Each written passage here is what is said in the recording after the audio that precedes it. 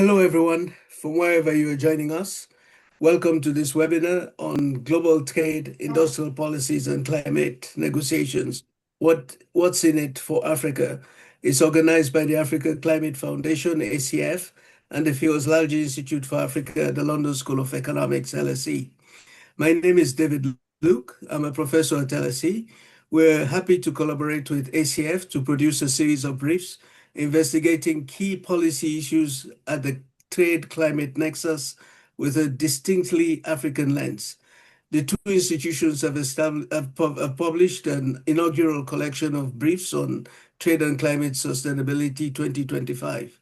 The collection is inspired by a growing recognition that trade and trade policy have a key role to play in advancing planetary sustainability. The nexus between trade and climate is becoming increasingly established as a specialized area of both analytical investigation and policy discourse. And in a context of growing global uncertainty and policy fluidity, a perspective on emerging trade climate issues that takes into consideration African development aspirations and interests is essential. To kickstart the discussion today, we have a great panel whom I'll introduce later. First, I'd like to give the floor to our keynote speaker, Professor Carlos Lopez, whom I'm pleased to introduce. Carlos Lopez is chairman of the board of the African Climate Foundation and a professor at the Nelson Mandela School of Public Governance at the University of Cape Town. Among various positions he has held in a long and distinguished career, he is a former UN Under-Secretary General and Executive Secretary of ECA. He is currently a visiting professor at Sciences Po in Paris, visiting fellow at Oxford Martin School, University of Oxford, and associate fellow at Chatham House here in London. Carlos, you have the floor to make your keynote statement. Well, thank you very much. It's a real pleasure to be part of this event. It's an event that brings together a number of colleagues and institutions that I'm very close to. And I think it's a great opportunity given the current geopolitical context and also the preparations for two important events, the G20 under South African presidency and the COP30 under Brazilian presidency, to actually reaffirm the Global South's voice in a way, an opportunity for us to counter certain narratives that are bringing down a certain idea of multilateralism. And I think you are going to be able during the event to cover a lot of ground in terms of the trade context also being quite challenging. I wanted to make basically 4 points, and I think each one of them, I hope, will resonate in the discussion one way or another. First, that Africa must take charge of its own development financing. Despite holding an estimated 4.6 trillion in domestic savings and capital reserves in different modalities, including pension funds, sovereign funds, but also the commercial banks and the way they have been acting, the remittances that we receive and so forth, Africa remains a net exporter of capital. For the continent to attract long-term sustainable investment, leadership and local ownership of the development initiatives must be prioritized. And this requires that we change a bit our attitude of thinking that aid is going to be the propeller of our transformation. For the continent to attract this capital, there is a need for a shift from traditional donor-recipient dynamics towards equitable partnership frameworks, but more in terms of how we deal with these partnerships in a way that demonstrates African agency. And green financing strategies, in particular, must be rooted in Africa capital bases rather than overly dependent on external climate funding mechanisms, even though we must fight for them. The second point is that the financing gap is actually also a delivery gap. Africa currently receives only 3% of the total global climate finance.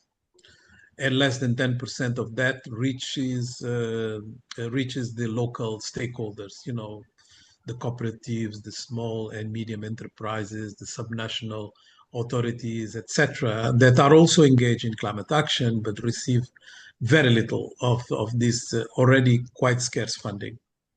The issue is not merely one of mobilizing additional capital, therefore. It is also the effective distribution of what we already have and what we can mobilize. And strengthening intermediary financial institutions becomes therefore essential to ensure that resources reach those driving local resilience and green transformation. That's why I'm quite encouraged with the new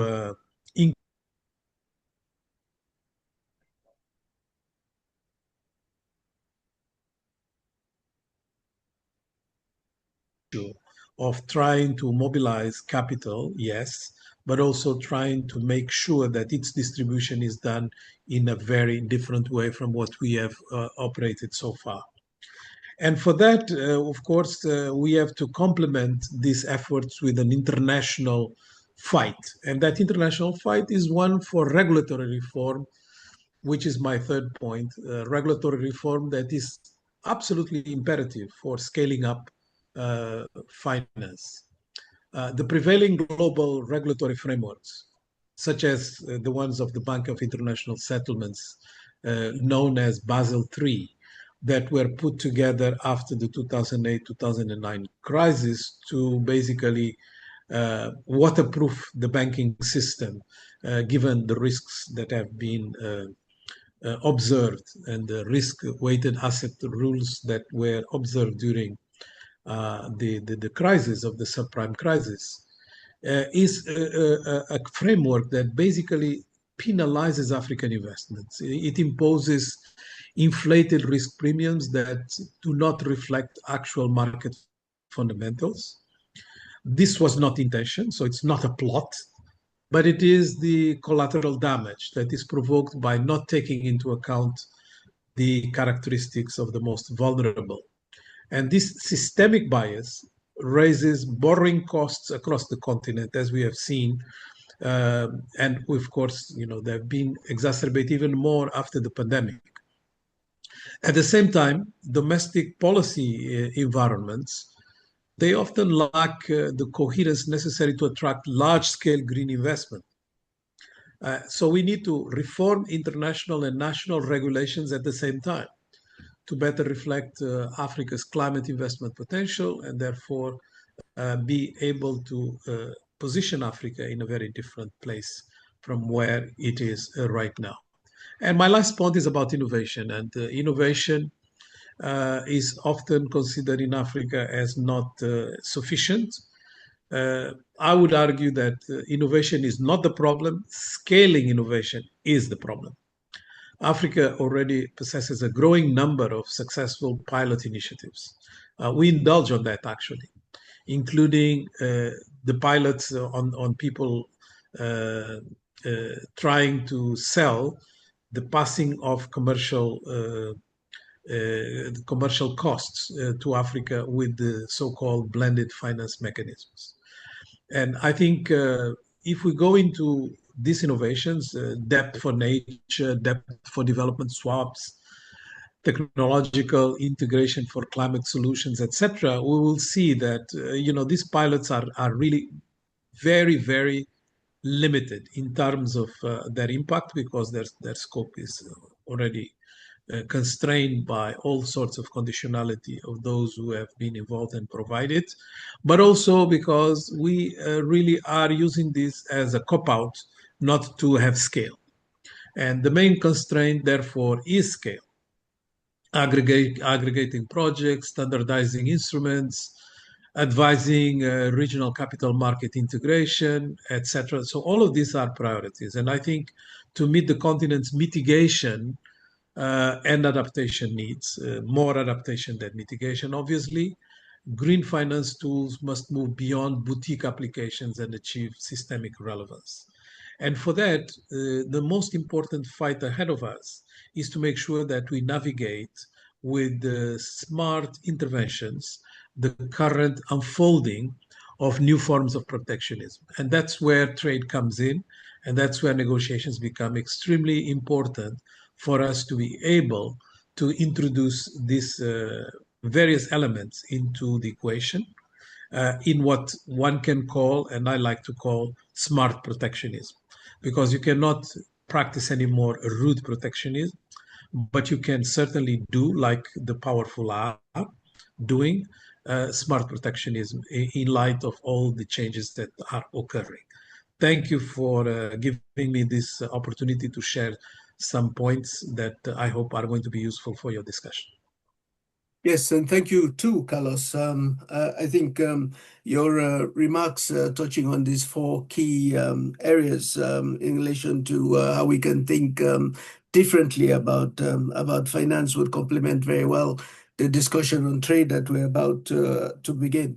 Also, I think that these remarks are very timely, as you yourself said, in relation to the upcoming G20, the COP 30, and then also, of course, the ongoing finance for development discussions. So I think we can only thank you and for these remarks and this new way of thinking about finance.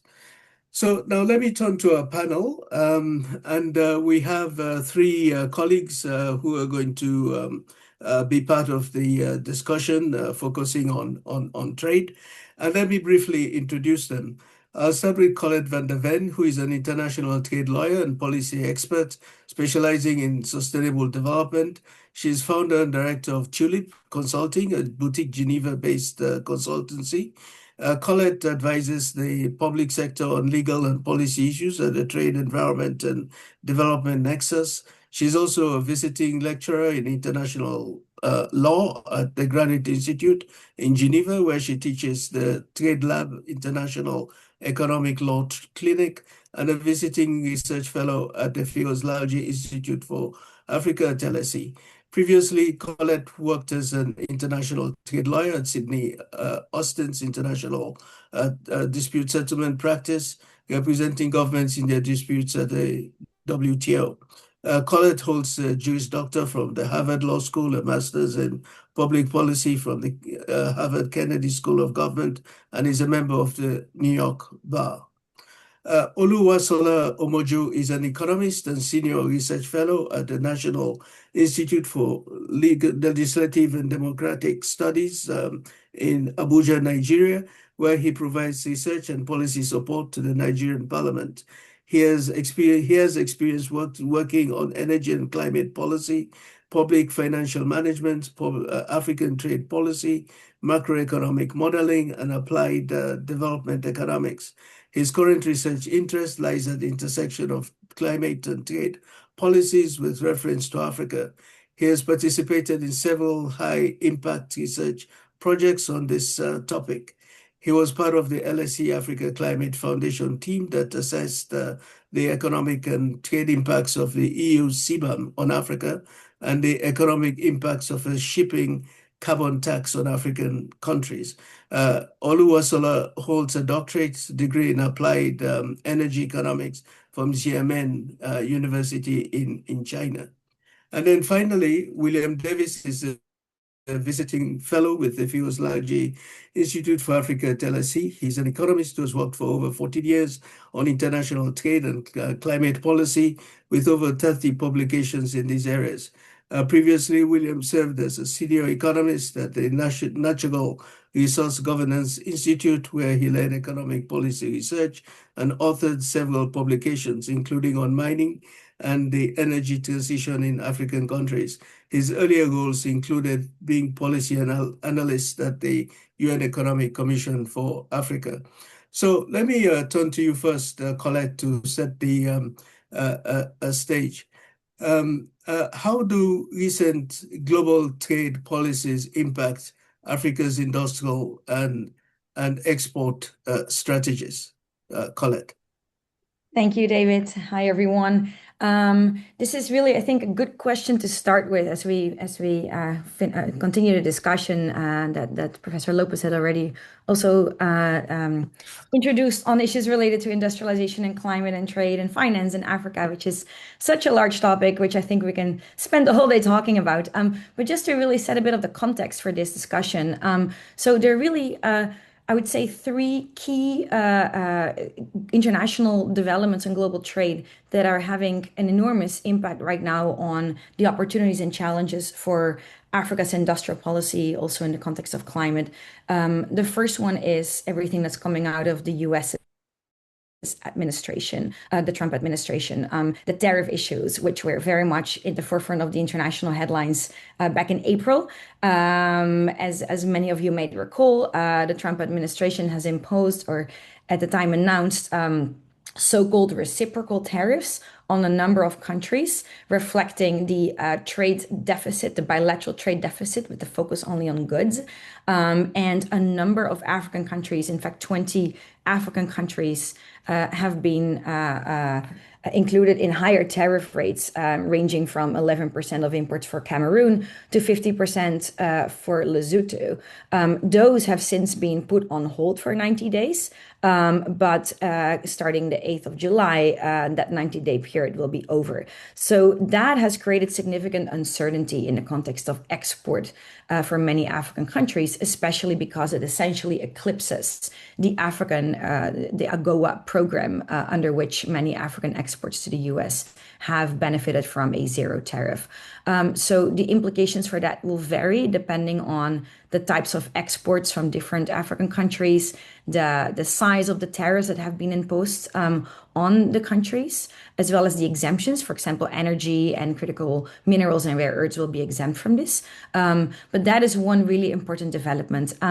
In a way, one could say it creates potential opportunities as well, because in the context of industrialization, it will require African countries to think more strategically about how to utilize market access as well as trade preferences going forward, and not to create dependencies on one main dominant export market, for example, which has been the case and take, for instance, Lesotho, which has been slated with a 50% tariff, or to be probably reinstated in beginning of July, and where most of the apparel industry is destined for the US market. So that, I think, creates a push to ensure that enabling opportunities in trade, in the sense created by trade preference schemes, are an impetus, a lever, but will require proactive thinking and actions by the government to make sure that maximum development benefits are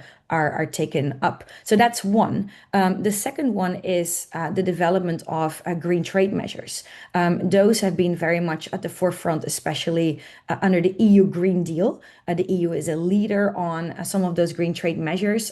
This includes the carbon border adjustment mechanism, which I'm guessing many of you have heard of, which would essentially require a number of covered products to basically be taxed for embedded carbon emissions when they're imported into the EU. From the EU side, this is to create a level playing field between the tax that EU businesses are paying on embedded carbon emissions and the imports. But for many African countries, as well as other developing countries, this creates significant challenges and creates all kinds of questions on climate justice and other things. So that, and it's not just a carbon border adjustment mechanism, but you also have, for example, the deforestation-free products regulation, which requires certain deforestation-free products methods as a prerequisite to enter the EU market, for example, and which will impact commodities like coffee and cocoa and palm oil and things like that. So that's also there, which now you've got the tariffs making it more difficult to enter certain markets. You've got the green trade measures that have already been there for some time, or that have been discussed for some time, that creates challenges. And you also, thirdly, have if a shift, if you will, more globally, but focusing here on the EU as well, from maybe a more values-driven agenda to a more interest-driven agenda, which is very much embodied in the Clean Industrial Deal, which has now taken over from or replaced the Green Deal, where you see very much an emphasis on ensuring access to clean technology, clean energy, critical raw materials. And that too has significant implications for the African continent. All of these will have challenges, and all of these also present opportunities for enhanced regional efforts from both regional communities to negotiate as a bloc, for the AFCFTA to get through the finish line and really start trading within the country. And it also creates an opportunity for African countries to be more strategic in the ways that they link industrial policy objectives with export strategies, as well as climate goals, and find ways in which to position themselves stronger in light of some of those interests coming up. But I'm going to save some of that for the second question and turn the floor back to David. Yeah, thank you very much, Colette. I think this very, very well complements what Carlos has been saying on finance, that on trade also we need to see what the opportunities are and how to respond to them strategically. Over to you, Will, to complement Colette in these remarks, especially the African response. Thanks very much, David, and thanks to Colette for those excellent points. I'm going to mainly talk about green industrial policies in mineral value chains and their effects on Africa and how the continent might respond. My main message is that rich countries and China have adopted policies that make it difficult for African countries to develop their mineral-based industries downstream from mining. And this means that African countries are going to need even more to focus on areas where they have a clear opportunity based on rigorous analysis, at the same time as pursuing diplomatic efforts to get the rich countries in China to change tack. So let's look at this in a bit more detail. As I mentioned, high-income countries and China are aggressively pursuing policies to attract energy transition mineral value chains to their territories. Well, China doesn't need to pursue these policies now because it's already had them in place for decades, and that's how it came to dominate these many of these value chains. But this approach by those countries risks closing off an important industrial development pathway for Africa, and indeed for many other mineral producing countries around the world, which could otherwise have used the high demand for minerals, particularly the geopolitical tensions around them, to encourage investment in midstream and downstream industries based on those minerals. And since many African countries lack the fiscal resources to compete with the kinds of subsidies and other financial support that the rich countries and China are providing to their industries, we're seeing African countries respond with lower cost policies like restrictions on the export of unprocessed minerals to try to force industry to process those minerals in country. But this is risky. And in the past, at least, it hasn't worked that well and has often resulted in a reduction in mineral exports. Yes, there is the famous case of Indonesia's successful ban on the export of unprocessed nickel. But this is the exception rather than the rule. Indonesia has a lot of market power in nickel, and in particular, the Chinese smelters that were importing unprocessed nickel from Indonesia were customized to the high-grade nickel that was produced in Indonesia and not really elsewhere. So they had no choice but to invest, to move their processing operations to Indonesia. In other cases, it hasn't worked out like that. And I know that Zimbabwe has had some success in encouraging concentration of lithium ores in that country. But concentration is still a very limited level of processing. And unfortunately, the country has had to postpone, at least for now, its plans for in-country lithium refining under pressure from the industry. So what can African countries do? Well, as I mentioned, they can use a deep understanding and rigorous analysis of these value chains to pick the specific areas where they can be competitive and work using industrial policy best practices to develop those. And indeed, we see that actually many African countries do process a lot of their minerals domestically. But they also shouldn't have to work within the status quo. And they can leverage the demand for their minerals and use economic diplomacy to get rich countries and China to compete for access to their minerals and to support in-country value addition. And this has worked successfully for countries like Zambia or Angola with the Lobito corridor. Although on paper, rich countries in China seem to be listening across the board, and there have been many mineral partnership deals trumpeted.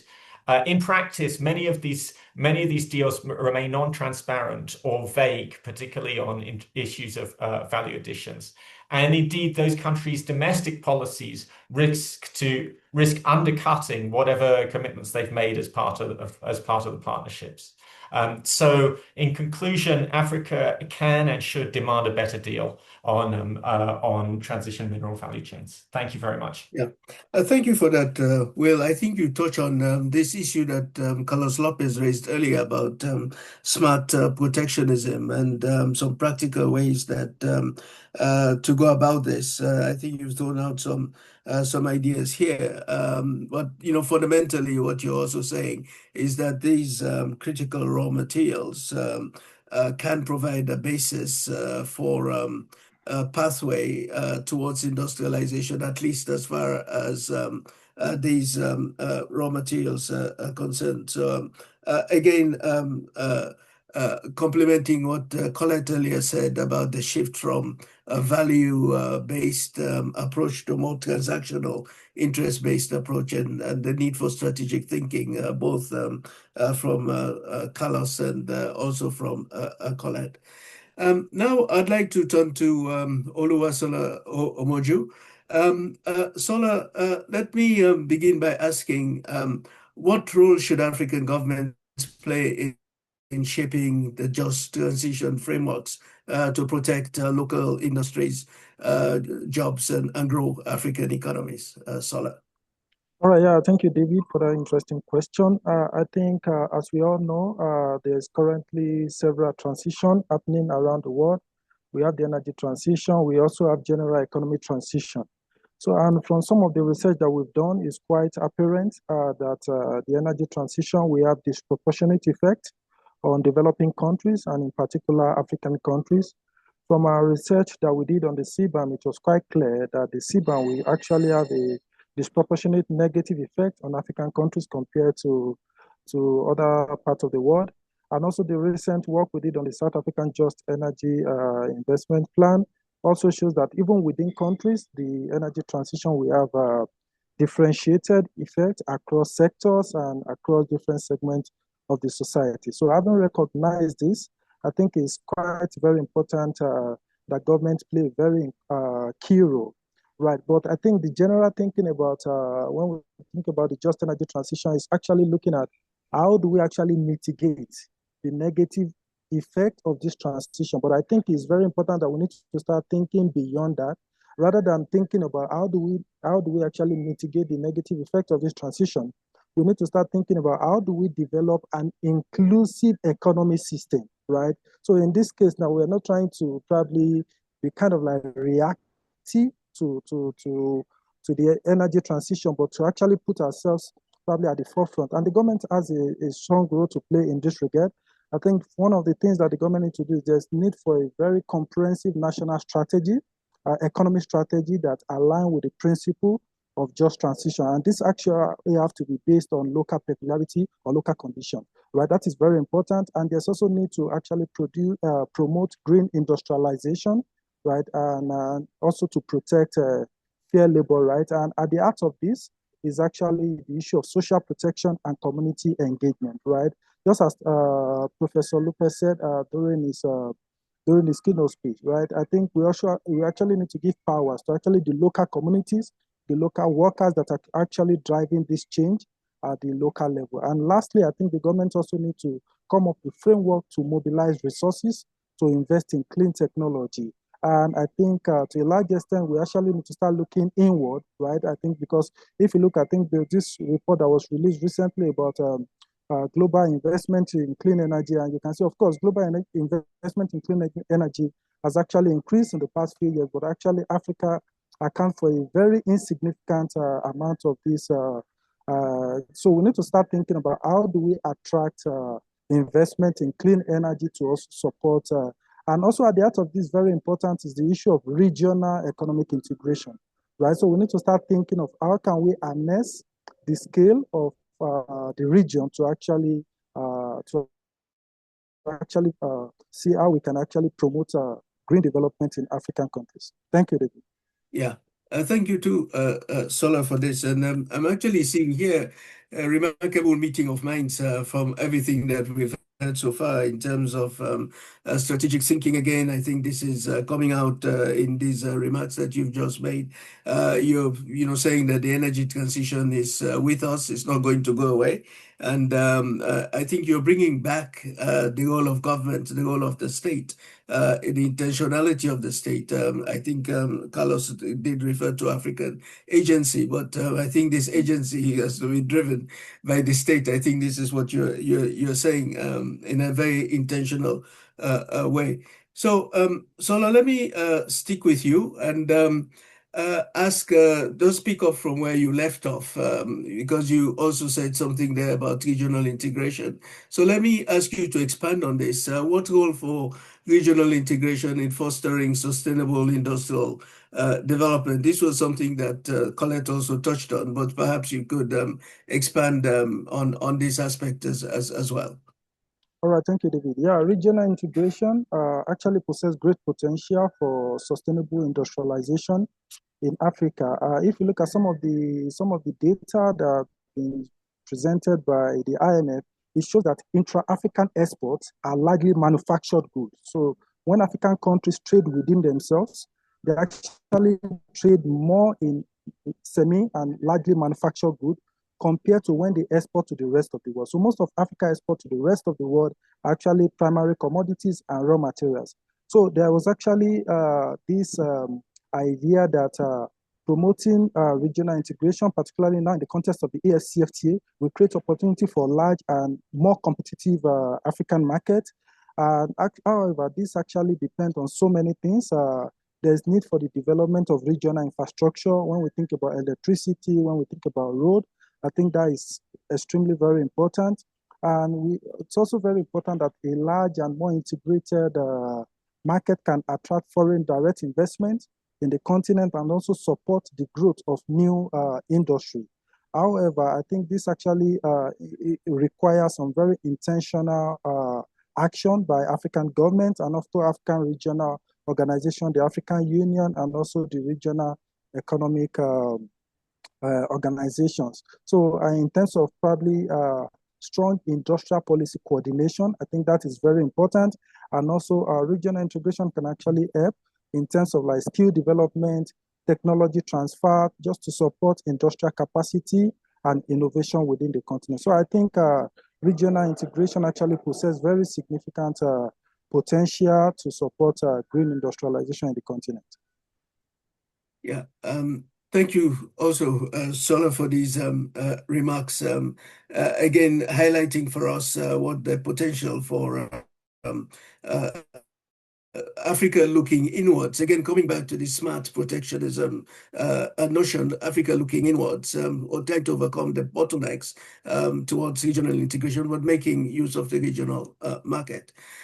As we come to the end of the panel discussion, let me turn again to Colette and Will. And just to round off this segment before we get to the Q&A. Colette, could I just ask, what strategies do you see for African countries to negotiate favorable terms in trade and climate agreements? Thank you, David. I think there's a number of different levels at which these negotiations could be looked at. First, there is I mentioned briefly earlier what's coming out of especially the EU, but also some other countries on terms of green trade measures. And Sola also mentioned the impact of CBAM and the study that we did on this for Africa. So I think very often in the context of these say EU green trade measures, the discussion is at a pretty high level, and it can be a little too general, perhaps, to be productive. So one way in that context for African countries to negotiate favorable terms is to get more granular, right? To really do analyses on to what extent is this measure impacting my industries and which industries. Many of the least developed countries, for example, will not be very heavily impacted by CBAM in the current scope, right? At the study, we looked a little bit at a bigger scope as well, but the current scope, it will impact Mozambique as the LDC that stands out. But a lot of other LDCs from Africa don't have many of the industries that are covered under CBAM. So a lot of the resources on trade and industrial policy and climate are spent arguing against CBAM. But a lot of these countries could potentially also look at other elements that might be more relevant for them in the context of trade, industrial policy, and climate. So that's one. For those countries that are impacted, there is a more detailed and more specific engagement that would be beneficial. And there, again, I think specific areas of where the instrument such as CBAM does or doesn't work would be really helpful. For example, I was just in India a few weeks ago, and I heard from exporters that one of the key issues is the default values for the direct reduced iron in the steel industry, which is almost twice as much as the estimated direct embedded emissions in many Indian industries. So there you would have a really negative inference from default values that are applied if you cannot measure direct embedded emissions. So I think detailed entry points like that could be really useful when engaging with bilateral trading partners and saying, this doesn't work for us, this needs to change, and here's how it should change. Related to it, I think, and we did some work on this, David, as well this year, on carbon pricing, for example. If you have a carbon price, and South Africa has one, you can reduce that from what you're paying at the border, right, when, say, importing into the EU in terms of CBAM.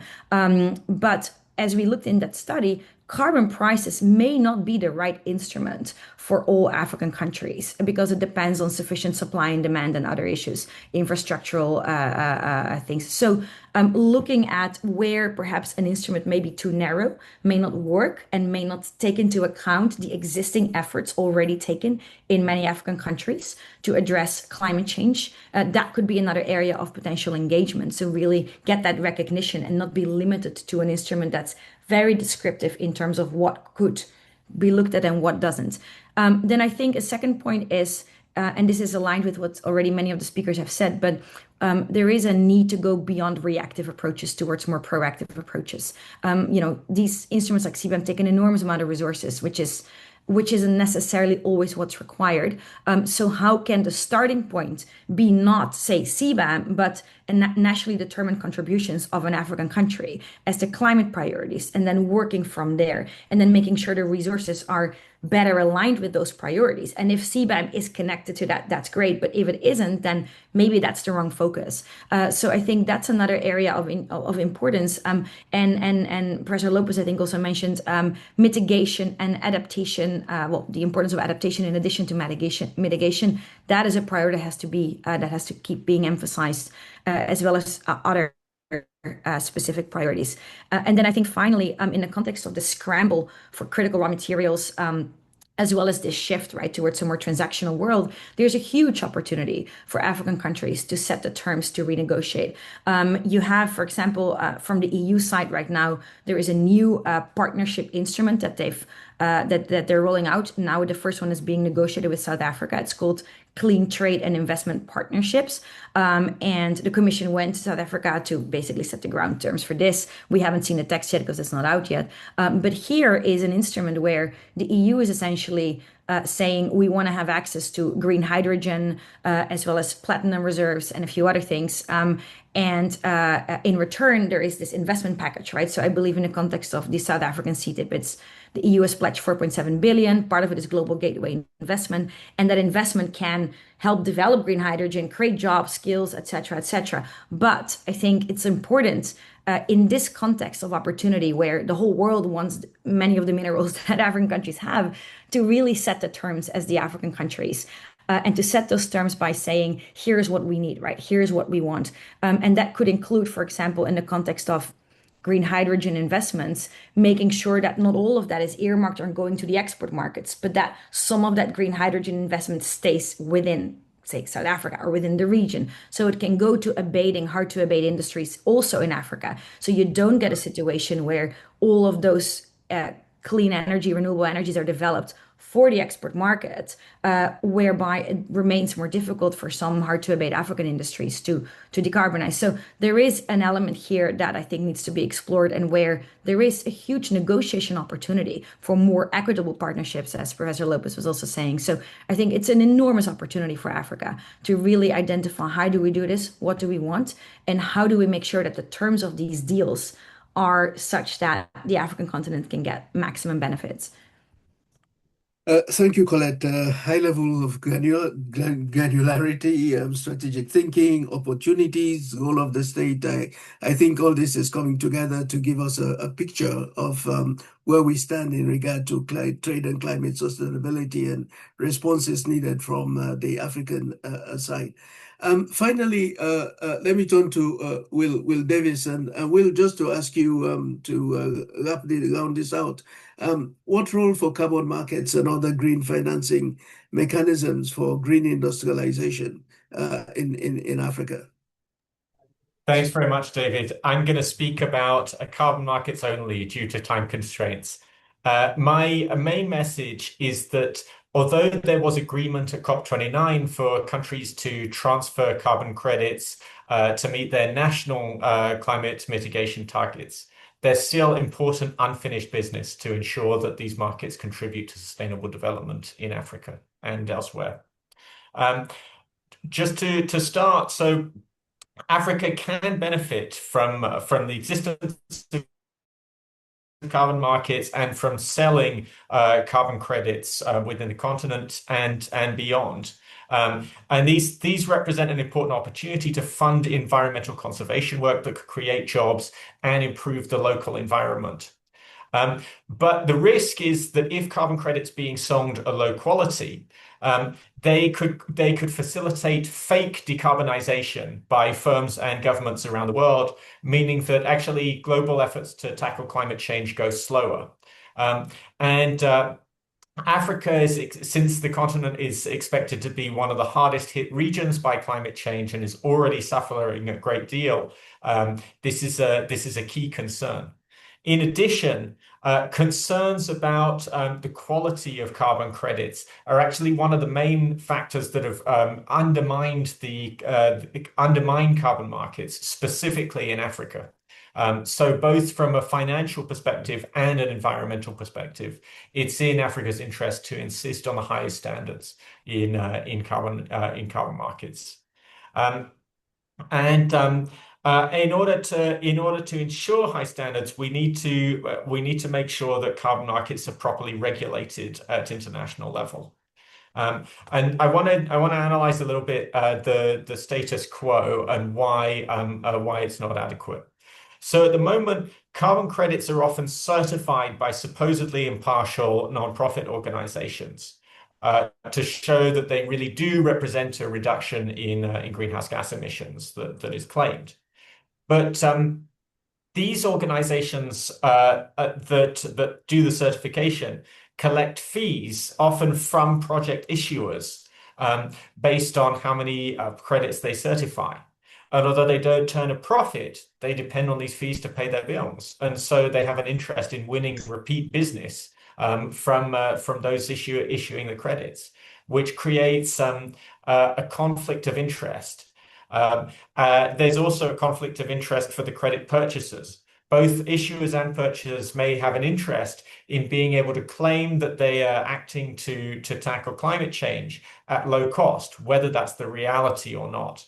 And perhaps because of this, there've repeatedly been concerns raised about the quality of these certified carbon credits. And the market has suffered as a result due to lack of confidence. Another concern about carbon markets is that the credits are not always permanent. You can have a credit for avoiding deforestation today, but if the forest gets chopped down next year, it won't have done a lot of good.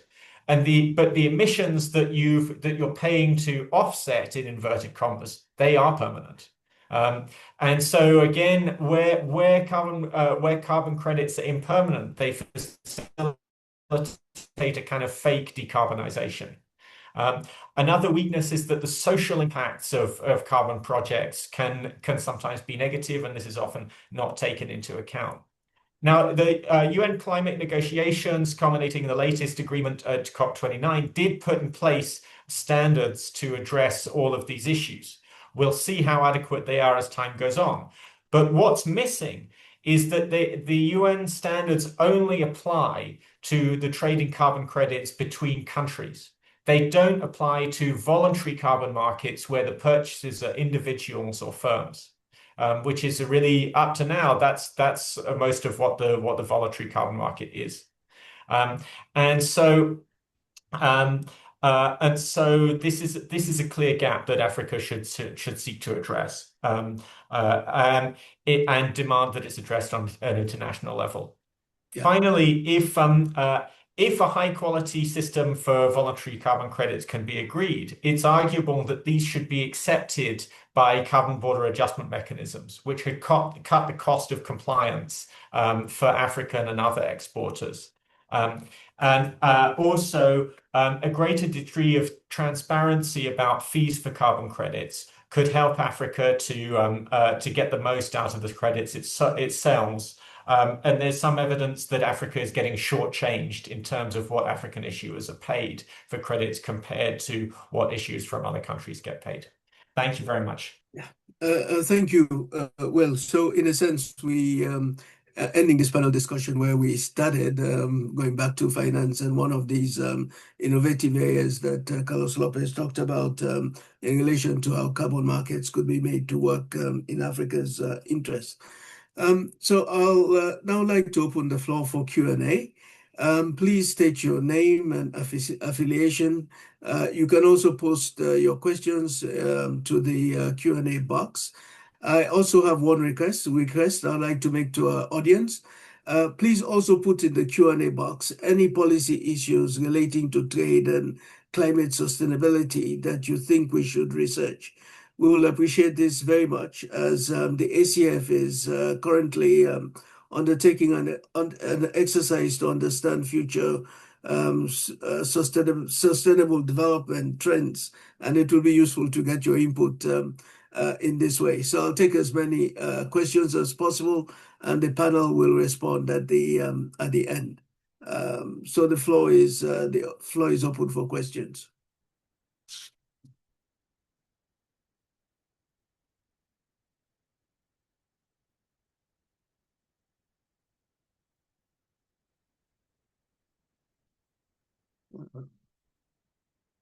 Don't see a hand so far. Oh, yes. Okay. Yeah, a couple of hands. Please proceed. Participants who have raised their hands, please step in. Yeah, all right. Thank you very much for the wonderful presentation. I'm Beka Matovu, and I'm a blue economy researcher in the Global South. So I'm based right now in Taiwan, though I've been working in India. So yeah, you've given great perspectives, especially on what Africa needs to be done. But how do you think, because when you look at the current dynamics, especially in the US and the global ecosystem, especially the trade environment, how do you don't you think that Africa still misses on bringing forward what it had offered, for example, in the history that used to attract, for example, traders from as far as the Far East? Because when you look at the current research and policy emphasis, it negates this. And to me, I think that's where maybe we can start thinking through first if we are to bring about sustainable aspects to do with trade, to do with the promotion of African leadership, to mention but a few. Then my second question is, how best can we, for example, profile like carbon credits in the context of Africa? Like you talked of voluntary carbon credits. And in some countries like Uganda, where I'm from, you find that traditional institutions like kingdoms and chiefdoms, they had initially driven things to do with voluntary, like planting of trees, which can contribute to maybe mitigating of carbon dioxide in the atmosphere, but this is not captured in, for example, policy discourses. So how best do you think we can bring in these perspectives of traditional leaders and sustainable histories? Let me call it like that. Yeah, thank you very much. Yeah. Okay, thank you for those questions on engaging better with the emerging Asia and also on carbon credits. There are a few questions in the chat as well. I'm just trying to see questions and comments. Somebody says, Ronald Lagosher, that CBAM is unfair to developing countries and it must be disputed at the WTO. And then something else here, can Colette share any research backing her assertion that only few African countries are really affected by CBAM? Yeah, I'm sure Colette can do that, and we could have perhaps a broader discussion around some of the other products that are affected, including cement, fertilizers, etc. And there's also here another point on, I think this is actually William Davis, making a comment that CBAM may not be a leading concern for LDCs, but it's arguable that the modeling overestimates the impact is mainly through the country's aluminium sector. That's regarding Mozambique. And the modeling may not capture some of these elements because it uses anyway, I think this is a very technical aspect that we don't want to get into those tickets. Let me see if there is any other question or comment. There is also a suggestion of some resource that could be looked at. Anyway, Colette, perhaps you might want to just take on this point that has been made, and then more broadly we can come back to the issues raised by Baker Matovu. Sure, thank you for the question. Well, just to potentially nuance that, so it's not that Africa isn't affected by CBAM. That's not the point. The point is more that when you're looking at CBAM and what's covered under CBAM, right? It's currently a subset of different commodities. So it's aluminum, iron, it's cement, fertilizer, hydrogen, electricity.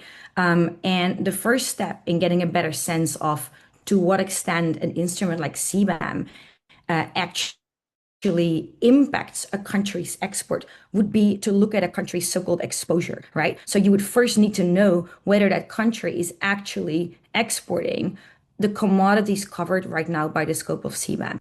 And least developed countries, they tend to not have as much activity in those sectors right now covered under CBAM.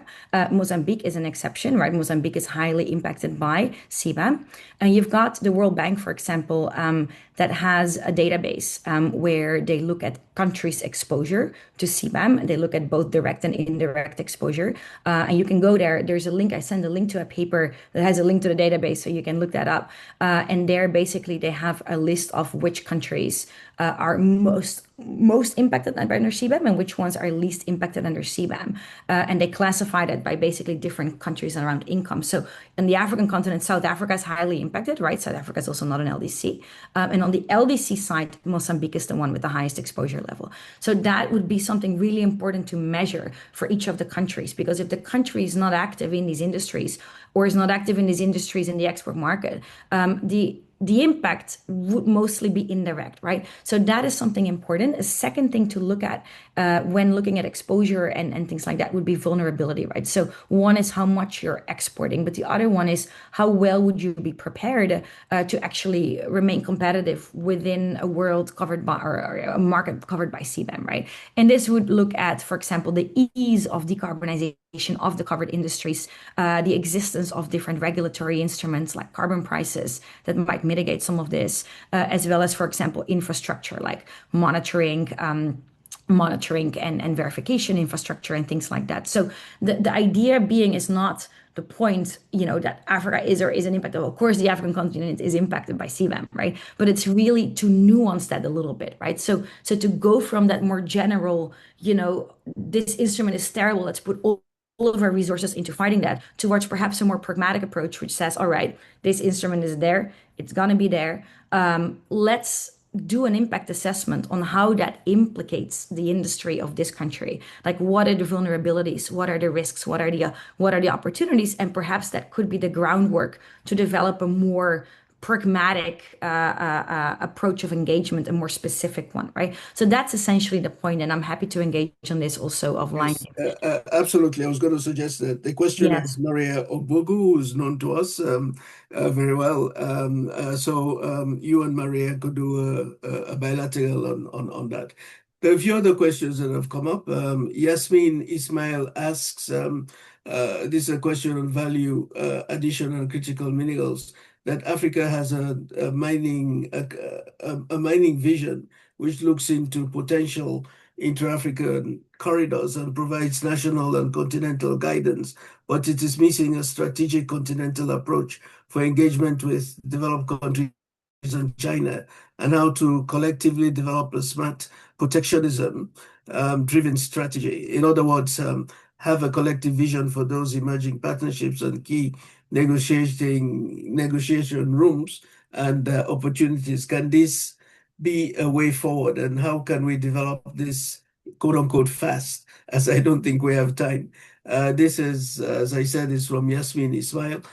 I'll go to another question. We'll look into this. We checked with some experts. The power sold to South Africa and comes via the South African grid, which has a high carbon intensity, and sold to Mosul. So your point may not be accurate, as the aluminium companies are claiming this as green, when actually others are contesting this. I think this has to do with the CBAM and Mozambique. Then two questions. What are the barriers to African countries taking more strategic approaches? And how can African countries strengthen their negotiating hand? Are they better off negotiating at national, regional, or continental level? This is from Liz May, and it's similar to the question on the mining vision and a continental approach. And then from Jacob Armstrong, how can the goal of multinational installations be viewed more sensitively in this context? The main impact on Mozambique, coming back to this again, is for instance, is primarily affects the Rio Tinto installation, which corporate actors with corporate actors being more capable of absorbing CBAM compliance or credit insurance costs. Then finally, this is from Karis Zwane. It's more a comment than a question. I think an important thing to consider is the development, is the opportunity to develop new markets around CBAM, where countries, regions have CBAM relevant minerals or assets. CBAM products can be a strategic goal, even though they may not be yet relevant. Someone mentioned hydrogen, but it goes beyond that. Tied to this is that it's also critical to address the exclusion of indirect emissions and how these need to be included across all products for CBAM to be truly a climate policy, not just a trade policy, and unlock the competitive advantage African countries need to support the development of these value chains. And then I did say finally, but let me also take this. And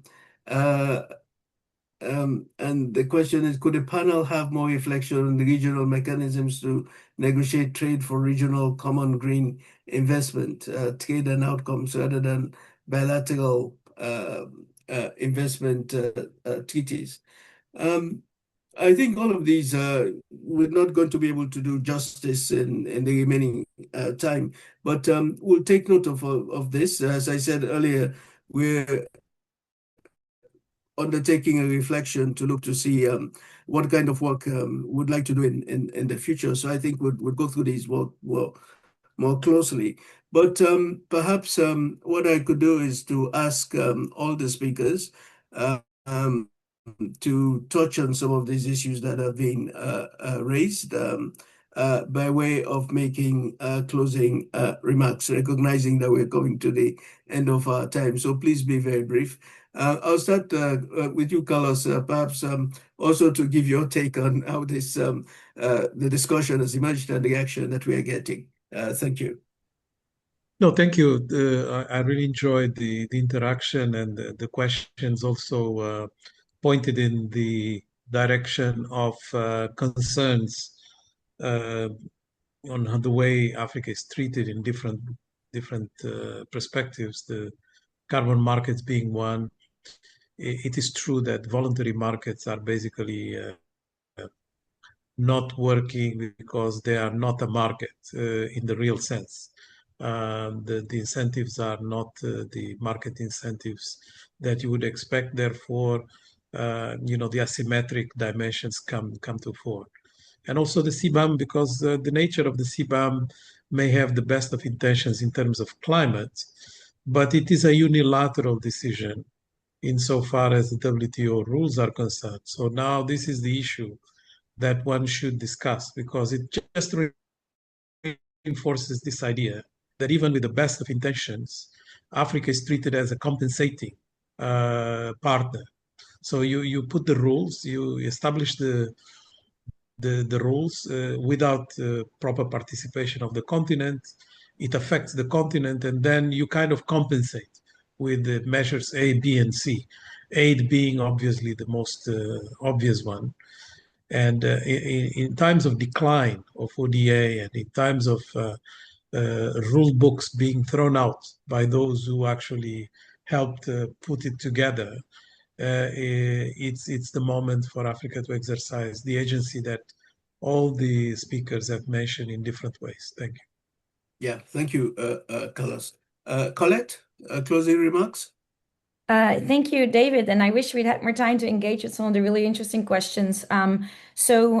Just perhaps to turn to two things, CBAM and the strategic approach really quickly. On CBAM, and for those of you who are following this, there is Russia has filed a consultation request to challenge the CBAM at the WTO, right, at the World Trade Organization. So there is most likely going to be a panel established to look into the WTO legality of this. And I believe India is also in the process of commissioning work on this. So for those of you following the CBAM and WTO approaches and all of that, that might be really interesting. And it might be something where African WTO members could also, join as a third parties or things like that. So just flagging that.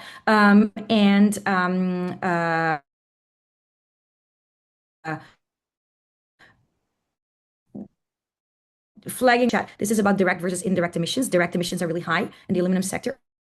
Indirect, not so much. Right. So, broadly, what needs to happen for Africa to take a more strategic approach? The question from Liz May. I think it's really a challenge that's not just one faced by the African continent. The EU is facing a similar challenge on how to better link, say, trade and investment and environment and all the other different things. So I think the current triple challenge, if not more, that's posed by the international trading context could be a great impetus to become more strategic because there is an opportunity to negotiate on the raw materials and connect that better to what different countries want, say on CBAM, say on other trading opportunities and industrialization and beneficiation. So I think this raw material starting point could be a great rallying point around becoming more strategic and asking for different things in that context. Will Davis? Thanks very much, David.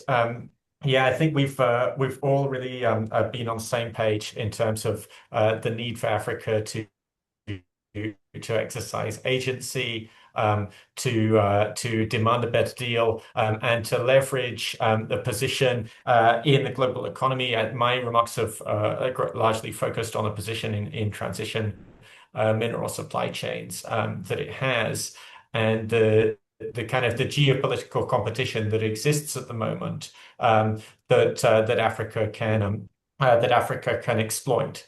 But also, I think, as Professor Lopez was saying, that in times of declining aid and repeatedly broken promises over aid and climate finance, it's important for the continent not to count on such promises being held. And to look at domestic financing mechanisms or deals that are where partners have to do their part before African countries do theirs, as is the approach that we often take in business with people that we don't trust to pay for goods or services. Thanks very much. Thank you, Will. Sola, you're going to have the last word. All right, yeah, thank you, David. To conclude on my part, I think there's need for very important policy and regulatory framework to attract green investment in the continent, and I think that should start from governments coming up with legislative and regulatory framework actually, and clearly defined transition policies that can actually support private sector participation in the energy transition. So on that note, I think I will end there. Yeah, great. Thank you, Sola. I think also that the transcript of this webinar would make for very interesting and insightful reading. But as we close, let me thank our panelists, our keynote speaker, and also the 136 participants who have been with us in this webinar. Really, truly impressive turnout. We would, as I said earlier, would be looking again at the issues that were raised by participants, both comments and questions, to see how we could respond to them in the research that we're doing going forward. So once again, on behalf of the Africa Climate Foundation and the Firoz Lalji Institute for Africa, LSE, let me thank everyone and wishing you a good rest of the day. Thank you so very much. The webinar is ended. Thank you.